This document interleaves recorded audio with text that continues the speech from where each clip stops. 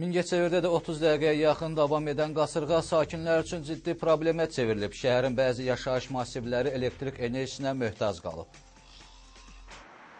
İyunun 3-ü axşam saat 20:00 radələrində güclü küləklə müşahidə olunan yağış və qasırğa Mingəçevirdə xeyli dağıntılar törədib. Təxminən 30 dəqiqə davam edən qasırğa iri ağacları kökündən qoparıb. Kiçik ağacları qıraraq eyvanların və binaların üstünə salıb. Qırılan ağaclar avtomobilləri və bir neçə işıqforu yararsız hala salıb. Həmçinin bir çox binaların, ticarət və yaşayış obyektlərinin üstünü dağıdıb. Sakinlərin bildirdiyinə görə hələ də aşma təhlükəsi olan ağaclar var.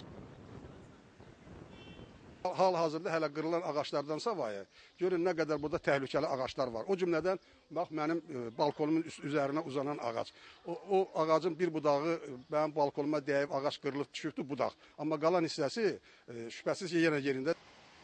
Dünənlərim olardı saat 7 radələrində, yəni külək möhkəm böyük bir külək əsdi. Yəni o külək nəticəsində yəni bu ağac yəni qəzalı bir vəziyyətdə idi.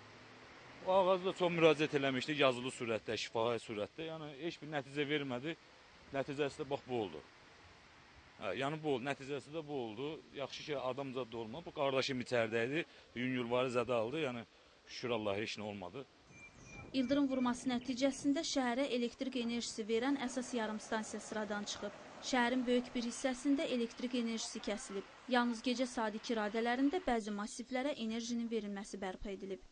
Əsas yanıqlar bundan ibarətdir ki, iri gövdəli ağacların aşması nəticəsində elektrik təsərrüfatı aid olan dayaqlar, naqillər və bir sıra avadanlıqlar sıradan çıxmışdır.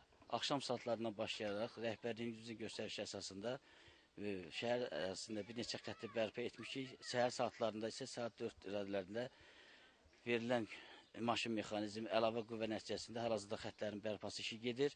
Axşam saatlarına qədər Mingəçevir şəhərində bütün xəttlər bərpa olunacaq və əhali sahəsi olaraq elektrik enerjisini təmin ediləcəkdir. Qeyd edək ki, ən çox dağıntı şəhərin Heydər Əliyev prospektində, Müslüm Maqamayev, Şəhriyar, Mirzə Ələkbər Sabir, Nəriman Nərimanov və Şah İsmail Xətai küçələrində olub. Onda bildirək ki, güclü külək Mingəçevir Şəhər Turizm Kollecinin 18 sinif otağını yararsız hala salıb. Hazırda fəsadların aradan qaldırılması üçün müvafiq qurumlar tərəfindən işlər aparılır və dəyən ziyanın miqdarı hesablanılır. Elnari İbrahimova, İşqin Əhmədov, LTV Mingəçevir.